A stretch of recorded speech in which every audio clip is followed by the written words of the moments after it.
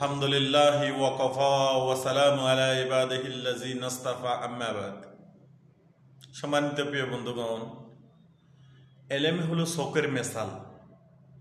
চোখ ছাড়া যেরকম দেখা যায় না, অন্ধ, ঠিক এলেম না থাকলে কোনো কিছু চেনা যায় না, ভালো মন্দ।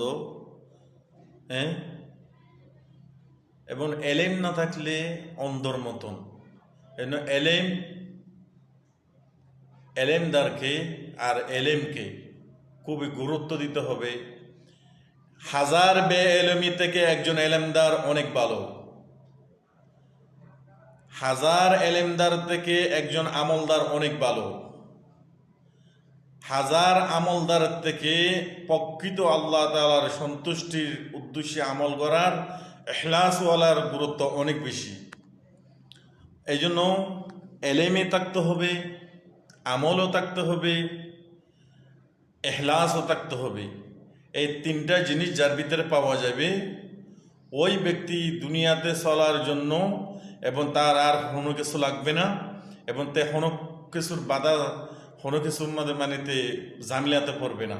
কেননা তার ভিতরে জানা আছে, মানা আছে, ইখলাস আছে, উদ্দেশ্য যে আমি কেন করতে আছি, এটার উদ্দেশ্য কি, এটা তার জানা আছে।